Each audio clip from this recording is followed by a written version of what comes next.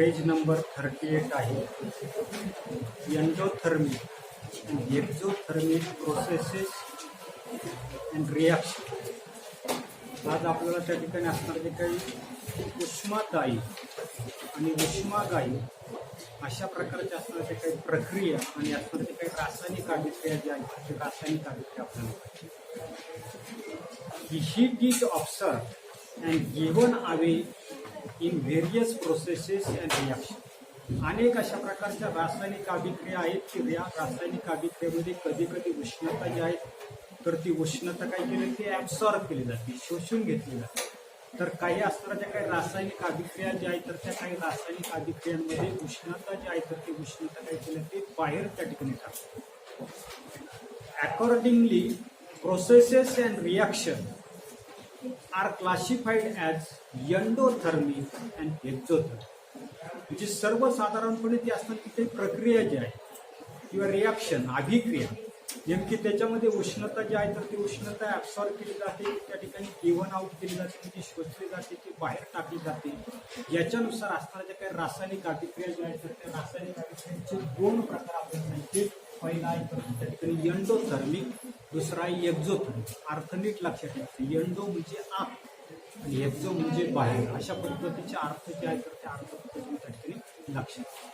आता आपल्याला त्या ठिकाणी असणार ते काही एंडोथर्मिक आणि एक्झोथर्मिक अशा प्रकारचे असणारे काही प्रोसेस ज्या आहेत तर त्या प्रोसेस त्या ठिकाणी पाहिजे. उदाहरणार्थ पहिला आपल्याला सांगितलं की heat from the outside is absorb during some physical changes. काय असणार ते काही भौतिक अशा प्रकारचे असणारे जे काही बदल जे आहेत तर त्या भौतिक बदलांमध्ये काय केलं ते बाहेरून उष्णता जी आहे तर ती उष्णता काय केलं ते शोषली त्या ठिकाणी जाते. फॉर एक्झाम्पल पहिला आपल्याला सांगितलं मेल्टिंग ऑफ आईस. बर्फ जो आहे तर तो बर्फ वितळतो. कधी वितळताना दिसतो बाहेरून जर त्याला त्या ठिकाणी उष्णता जी आहे तर ती उष्णता जर त्या ठिकाणी मिळाली, बाहेरचं असणार ते काही वातावरण जे आहे तर त्या वातावरणाचं तापमान जर त्या ठिकाणी हाय असेल तर अशा वेळेला आपल्याला लक्षात येताना नसते की बर्फ जो आहे तर ते बर्फाचं काय होतं नसते वितळणं जे आहे तर ते वितळणं त्या ठिकाणी सुरुवात. दुसरं आपल्याला सांगितलंय is solution of potassium nitrate in water. त्या ठिकाणी आपल्याकडं एक्सपेरिमेंटमध्ये आपण ते वापरणार आहोत की पोटॅशियम नायट्रेट जे आहे तर ते पोटॅशियम नायट्रेट पाणी जे आहे तर त्या पाण्यामध्ये जर विरघळलं तर आपल्या असं लक्षात येताना दिसते की सर्वसाधारणपणे हीट जे आहे तर ते त्या आतली काही केलं ते ॲब्सॉर्ब त्या ठिकाणी केली जाते. आणि therefore these are endothermic reaction. दोन उदाहरणं आपण पाहिली की मेल्टिंग ऑफ द आईस. बर्फ जे आहे तर ते बर्फ वितळतं. बर्फ वितळतं म्हणजे काय करता नसते की सर्वसाधारणपणे उष्णता जी आहे तर ती उष्णता त्या ठिकाणी ॲब्सॉर्ब करते. उष्णता ॲब्सॉर्ब करून त्या ठिकाणी काय आता नसते बर्फ जे आहे तर त्या बर्फाचं वितळणं त्या ठिकाणी. दुसरं आपण पाहिलं की पोटॅशियम नायट्रेट जे आहे तर ते पोटॅशियम नायट्रेट त्या ठिकाणी पाण्यामध्ये विरघळतं. या ठिकाणी आपल्या लक्षात येताना नसते की असणारी काही हीट जी आहे पाण्यामधली असणारी काही हीट जी आहे तर ती हीट काय केली ते ॲब्सॉर्ब त्या ठिकाणी केली जाते.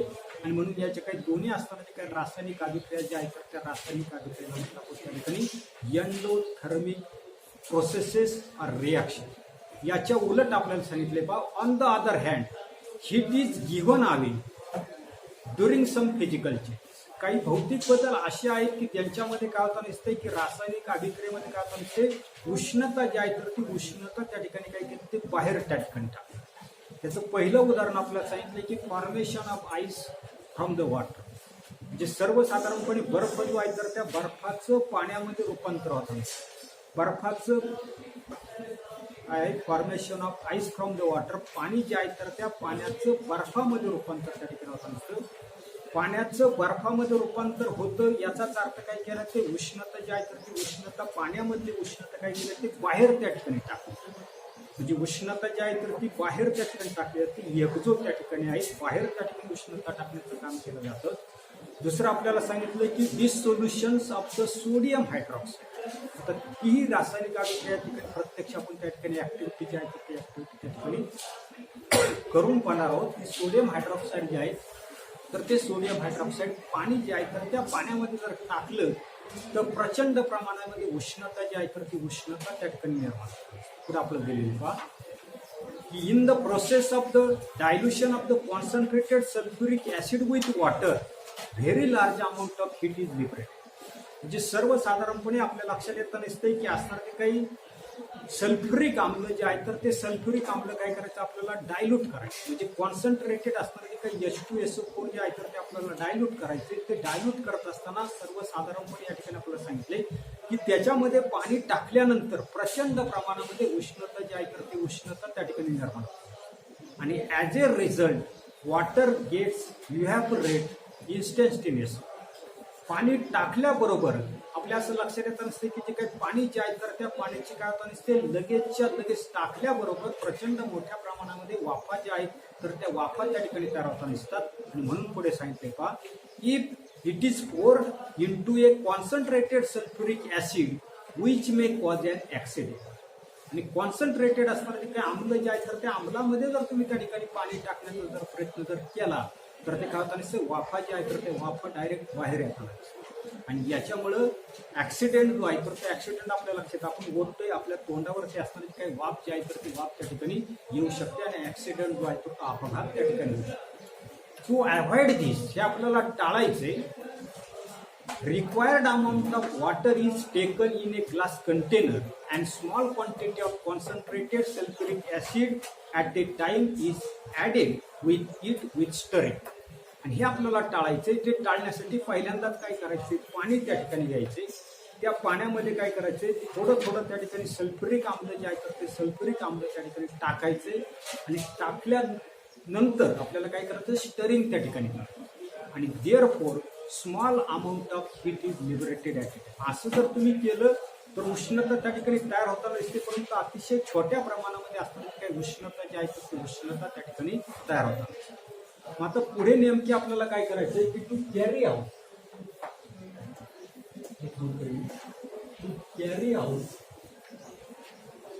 Endothermy and exothermy process.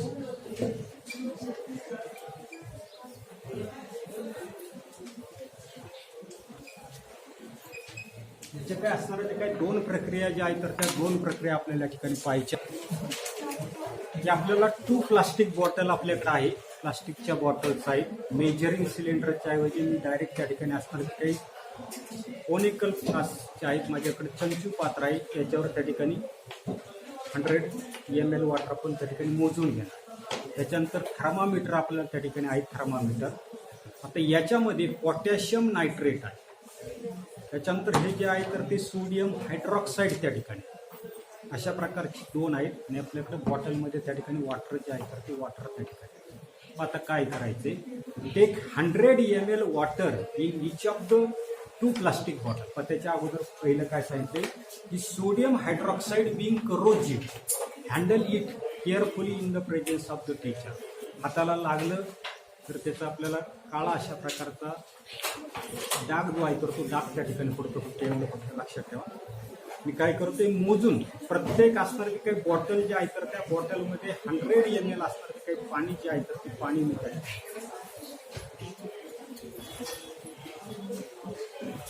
आता 100 ml प्रत्येक असणारी काही बॉटल जे आहे तर त्या बॉटलमध्ये मी 100 ml पाणी घेते.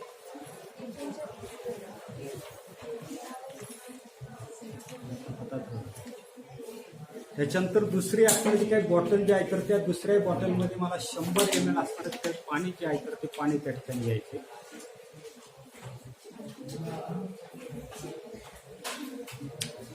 आता याचं मला मात्र मी टेम्परेचर जे आहे पाण्याचं असणारं ते काही टेम्परेचर जे आहे तर ते टेम्परेचर मी त्या ठिकाणी मोजतोय, किती भरतोय तेवढं आपल्याला पुढे लागणार आहे की नेमकी किती वाढ होताना दिसते. तर सर्वसाधारणपणे 25 ॲटमॉस्फेरिक टेम्परेचर आहे. वातावरणाचं तापमान त्या ठिकाणी 24 आहे. कमीत कमी 19-20 पाण्याचं भरायला.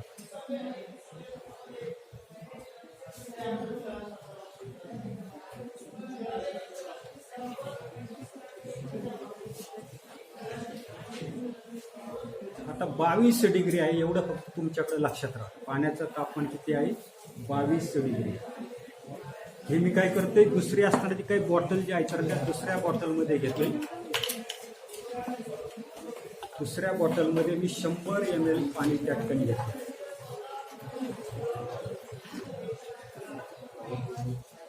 आता पुढे प्रत्येक बॉटल ज्या आहेत तर त्या प्रत्येक बॉटलमध्ये मी काय केलेले 100 ml त्या ठिकाणी पाणी. तर plastic being insulator of the heat, the dissipations of the heat cannot be prevent.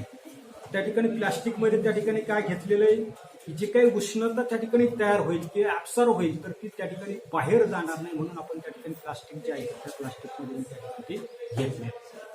आता पुढे note the temperature of the waters in the bottle. आपण पाहिलंय की पाण्याचं तापमान जे आहे तर ते किती आहे, 22 डिग्री सेंटीग्रेड. आता काय करायचंय की पुट 5 ग्रॅम पोटॅशियम नायट्रेट. सर्वसाधारणपणे मला त्या ठिकाणी पोटॅशियम नायट्रेट जे आहे तर ते पोटॅशियम नायट्रेट मी त्या ठिकाणी 5 ग्रॅम पोटॅशियम नायट्रेट जे आहे तर ते पोटॅशियम नायट्रेट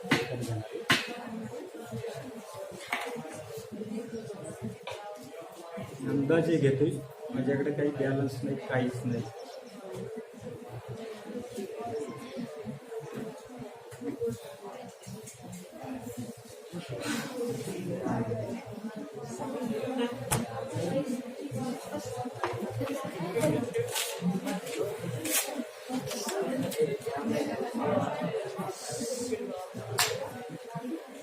आपण हात लावून किती तापमान आहे आपलं. तर याच्यामध्ये मला काय करायचंय, पोटॅशियम नायट्रेट जे आहे तर ते पोटॅशियम नायट्रेट मी याच्यामध्ये टाकायचं. पोटॅशियम नायट्रेट टाकल्यानंतर काय करायचंय, शेक वेल त्या ठिकाणी व्यवस्थित शेकिंग करायचे. आणि शेकिंग केल्याबरोबर तुमच्या लक्षात येताना स्थिती काय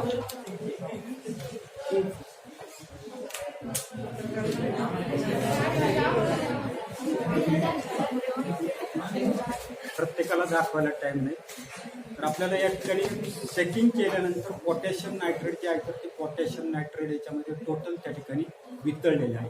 किती तापमान वाढलंय हे आपण फक्त मात्र त्या ठिकाणी मोजू शकतो. आपल्याला माहिती पहिलं तापमान होतं 22 डिग्री सेंटीग्रेड. त्या ठिकाणी थंड झाले, थंड झालं म्हणजे तापमान जे आहे तर ते तापमान अजून कमी होतं.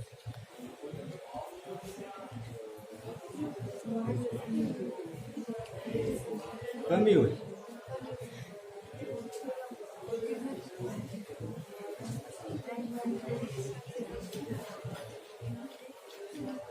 तर सर्वसाधारणपणे 17 डिग्री सेंटीग्रेड म्हणजे 5 डिग्री सेंटीग्रेडचं काय झाले त्या ठिकाणी तापमान जे आहे तर ते तापमान त्या ठिकाणी खाली असते झालं. याच्यामध्ये काय झाले, पाण्याचं तापमान अजून त्या ठिकाणी कमी झालं. याचा अर्थ काय झाली, हीट जी आहे तर ती हीट काय केली, ऍब्सॉर्ब त्या ठिकाणी केली. त्याच्यानंतर पुढे आता पुढे आपल्याला दुसरी असणारी काही रिॲक्शन जे आहे, पुन्हा 5 gram sodium hydroxide in the other bottle. दुसरी असणारी काही बॉटल जी आहे त्या दुसऱ्या बॉटलमध्ये आपल्याला सोडियम हायड्रॉक्साईड जे आहे तर ते सोडियम हायड्रॉक्साईड मी घेतोय. हे मात्र त्या ठिकाणी कसं आहे, करोजीव आहे एवढं फक्त लक्षात ठेवायचे. ओपन राहिलं प्रॉब्लेम येतो.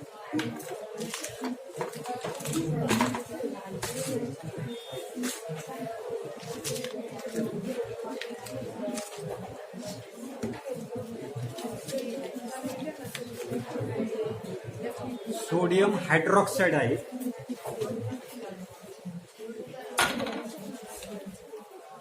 आता याचे हात लावला तर आपल्या लक्षात येतं ना, काहीच नाही, नॉर्मल टेम्परेचर.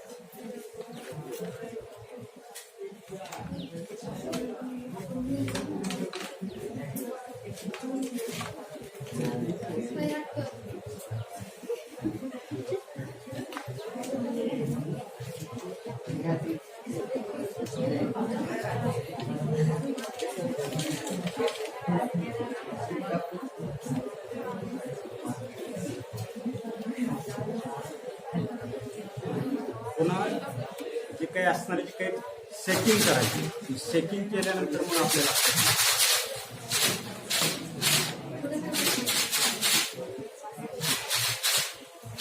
पूर्णपणे त्या ठिकाणी विरघळलं पाहिजे.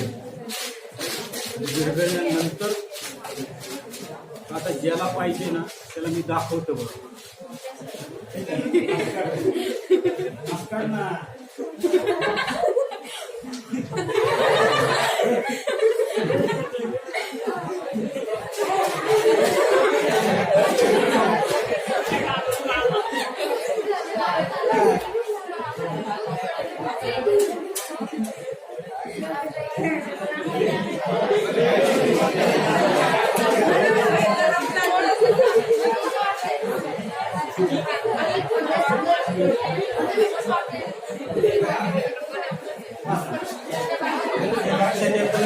टेम्परेचर जे आहे तर ते टेम्परेचरमध्ये किती वाढ होते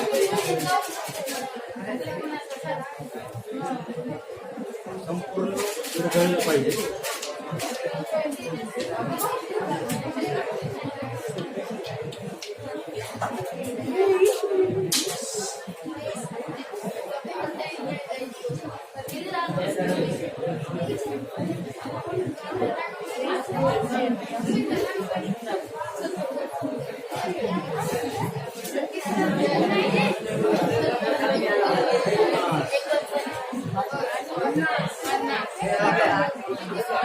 सर्वसाधारणपणे 50 डिग्री सेंटीग्रेड तापमान.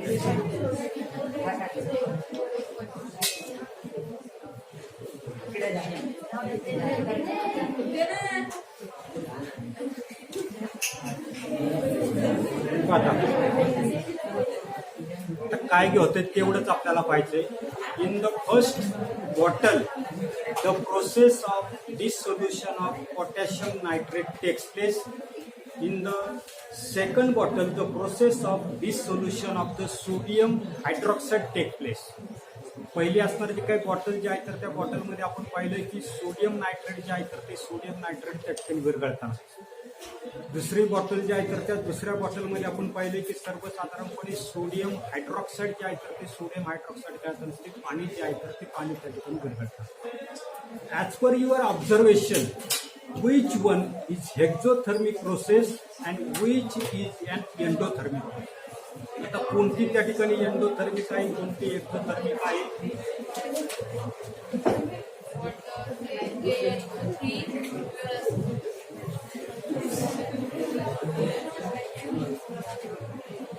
ही कोणती आहे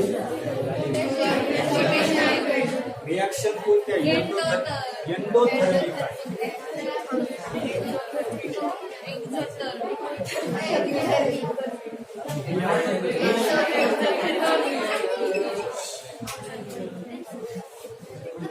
आपल्या लक्षात येतं नसते की सर्वसाधारणपणे पोटॅशियम नायट्रेट जे आहे तर त्या पोटॅशियम नायट्रेटमध्ये काय होतं नसते पाण्यामधली असणारी काही उष्णता जी आहे तर ती उष्णता काढून घेतली अजून काय होतं नसते थंड त्या ठिकाणी ऍब्सॉर्ब केली जाते हीट पाण्यामध्ये. इथे दुसऱ्या याच्यामध्ये आपल्याला लक्षात येतं नसते की सोडियम हायड्रॉक्साईड जे आहे तर त्या सोडियम हायड्रॉक्साईडमध्ये पाणी जे आहे तर त्याच्यामधले असणारी काही उष्णता जी आहे तर ती उष्णता त्या ठिकाणी बाहेर टाकली जाते आणि म्हणून या ठिकाणी आपल्याला काय होतं नसते उष्णता त्या ठिकाणी बाहेर पडताना दिसते म्हणून तिला म्हटलेले एक्झोथर्मिक रिॲक्शन. अशा पद्धतीची असणारी काही रिॲक्शन जी आहे तर त्या रिॲक्शन आपण पुढे during the process of dissolution of potassium nitrate in water, heat from the surrounding is absorbed and therefore the temperature of the resulting solution is less. पहिली प्रक्रिया आपण पाहिली. पहिल्या प्रक्रियेमध्ये काय होतं दिसतंय की पोटॅशियम नायट्रेट जे आहे तर ते पोटॅशियम नायट्रेट त्या ठिकाणी पाण्यामध्ये विरघळतं. पाण्यामध्ये विरघळत असताना सराउंडिंग मध्ये असणारी जी काही हीट जी आहे म्हणजे सभोवताली त्या पाण्याच्या आजूबाला असणारी जी काही उष्णता जी आहे तर ती उष्णता काय केलं ती शोषून घेतली आणि असं केल्यामुळं की असणारं जे काही द्रावण जे आहे तर त्या द्रावणाचं असणारं जे काही तापमान जे आहे तर ते तापमान काय होतं ते कमी त्या ठिकाणी होतं. आता पुढे त्या ठिकाणी पाहतोय की असणारं ते काही पोटॅशियम नायट्रेट जे आहे तर ते पोटॅशियम नायट्रेट ज्या वेळेला पाण्यामध्ये विरघळतं तर त्यावेळेला ते काय करताना दिसते सभोवतालची असणारी काही उष्णता जी आहे तर ती उष्णता त्या ठिकाणी शोषून घेताना दिसतं आणि त्याच्यामुळं पोटॅशियम नायट्रेटचं तयार होणारं जे काही द्रावण जे आहे तर ते द्रावण काय होताना दिसते आपलं त्याचं तापमान जे आहे तर ते तापमान त्या ठिकाणी कमी होताना. The process in which heat is absorbed from the outside is called endothermic reaction. आता काय की अशा प्रकारची अभिक्रिया की ज्या अभिक्रियेमध्ये असणारी काही उष्णता जी आहे तर ती उष्णता काय करते बाहेरून त्या ठिकाणी शोषली जाते बाहेरून शोषली जाते म्हणून त्याला त्या ठिकाणी म्हटलेले एंडोथर्मिक प्रोसेस येते. याच्या उलट पुढे काय सांगितले बा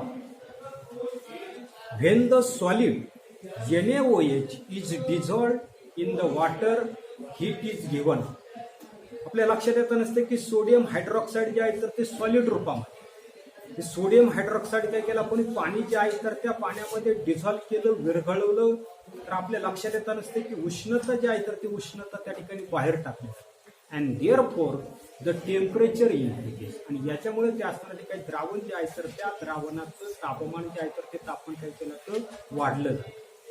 the process in which heat is given out are called exothermic. पुन्हा एकदा ऐका. The process in which heat is given out is called exothermic. अशा प्रकारची प्रक्रिया की ज्या प्रक्रियेमध्ये उष्णता जी आहे तर ती उष्णता काय केली ते बाहेर त्या ठिकाणी टाकले जाते, तर अशा प्रकारची असणारी काही प्रक्रिया जी आहे तर त्या प्रक्रियेला म्हणणार आपण त्या ठिकाणी एक्झोथर्मिक. पुढे एक्झोथर्मिक अँड एंडोथर्मिक रिॲक्शन्स आपल्याला पाहिजे की there is an exchange of heat in chemical reaction as it. म्हणजे ज्या वेळेला एखादी असणारी काही रासायनिक अभिक्रिया होते तर त्या रासायनिक अभिक्रियेमध्ये हीट एक्सचेंज होते. हीट एक्सचेंज होते म्हणजे कधी त्या ठिकाणी उष्णता दिली जाते तर कधी उष्णता काय केली जाते घेतली त्या ठिकाणी जाते. Accordingly some chemical reactions are exothermic while some other are endothermic. तर आणि याच्यामुळे आपल्याला सांगता येईल की काही असणाऱ्या काही रासायनिक अभिक्रिया ज्या आहेत तर त्या रासायनिक अभिक्रियेमध्ये रासायनिक अभिक्रिया होत असताना उष्णता जी आहे तर ती उष्णता त्या ठिकाणी ऍब्सॉर्ब केली, उष्णता ऍब्सॉर्ब केली जाते म्हणून त्याला म्हणणार आपण एंडोथर्मिक रिॲक्शन. तर काही असणाऱ्या ज्या काही रासायनिक अभिक्रिया ज्या आहेत तर त्या रासायनिक अभिक्रियेमध्ये उष्णता जी आहे तर ती उष्णता त्या ठिकाणी बाहेर टाकली जाते. It is given out and therefore this type of reaction is called the exothermic reaction. अशा प्रकारची रासायनिक अभिक्रिया की ज्या रासायनिक अभिक्रियेमध्ये उष्णता जी आहे तर ती उष्णता त्या ठिकाणी बाहेर टाकली जाते आणि म्हणून अशा प्रकारच्या रासायनिक अभिक्रियेला त्या ठिकाणी आपण काय म्हणणार आहे उष्मादायी अशा प्रकारची अभिक्रिया त्या ठिकाणी. पुढे during exothermic chemical reaction heat is given. आता आपण त्या ठिकाणी पाहिले की सर्वसाधारणपणे एक्झोथर्मिक असणारी काही रासायनिक अभिक्रिया जी आहे तर त्या रासायनिक अभिक्रियेमध्ये उष्णता जी आहे तर ती उष्णता त्या ठिकाणी बाहेर टाकली जाते. व्हेन कधी तर when reactants are transformed into the product. ज्या वेळेला पाणी आणि असणार ते काही सोडियम हायड्रॉक्साईड हे दोन्ही रिॲक्टंट असणार आहे, त्या दोघांची ज्या वेळेला त्या ठिकाणी रासायनिक अभिक्रिया होईल त्याचं रूपांतर जे आहे तर ज्या वेळेला प्रॉडक्ट मध्ये होईल तर त्या वेळेला आपल्या लक्षात येता नसते की उष्णता जी आहे तर ती उष्णता त्या ठिकाणी बाहेर टाकते. While during endothermic reaction heat is either absorbed from the surrounding or has to be supplied continuously from the outside.